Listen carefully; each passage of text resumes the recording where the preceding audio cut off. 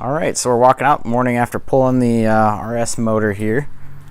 So as you can see, I started about 8:45 p.m. Went till, I don't know, midnight one night. Next day I had a couple buddies come over and we knocked out this the rest of the removal here. So just a lot of plastic, a lot of parts.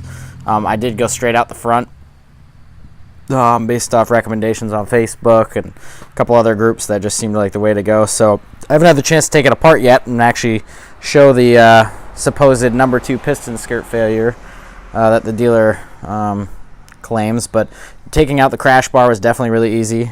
Taking this out, I had to actually pop this whole plastic black piece over the top before I could pop the crash bar out. But basically I took both of those out, took that whole assembly with the radiator on it out, and then just started pulling stuff out as I could, the intercooler and everything. Honestly, not that difficult. I had all basic hand tools, and this is pretty new, so I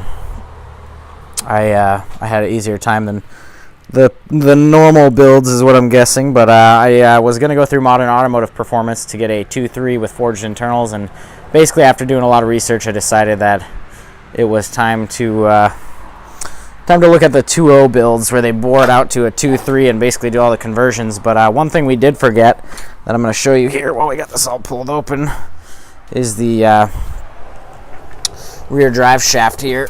We forgot to take that out, so we were pulling on the motor trying to get it out, and we thought it was stuck on the CV boots or CV axles here, and it wasn't. It was stuck on that, which luckily one of my buddies figured out. So, you know, four-wheel drives are easier to get confused on for me. I don't know. I'm not a huge car guru, to be honest, but here we are with this pulled all the way open. Other than that, I mean, you just pull things out one at a time and we'll put it back together slowly. But I'm looking about 2 weeks, so I'm going through full-blown motorsports to the wiring harness is a mess. But I am going through full-blown motorsports to do their 2.0 to 2.3 build, and with a better head gasket, obviously. I think in 2 weeks, maybe 3 at the most, but I should be doing plenty of updates. Tomorrow I might dig into this, try to get the top end off so I can get that inspected while I'm waiting for the motor to get finished up, and start removing components so that I'm ready to... Actually, I'm going to wait till the new build is here, honestly. I'm going to set it right down and I'm just going to go one to the other.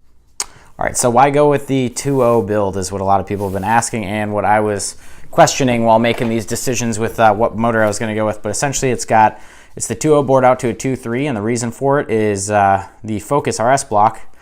Here's a brief picture of it. I took this from Tuned by Nissan on YouTube. I just screenshotted it. Basically it's the difference between the RS 2.3 block and where it usually cracks on the back side of the number 2 cylinder, I believe, and then a Focus ST in the same spot, so you can see why it's so much more supported on the Focus ST motor and why a lot of people are boring those out to a 2.3 to try to get that to work.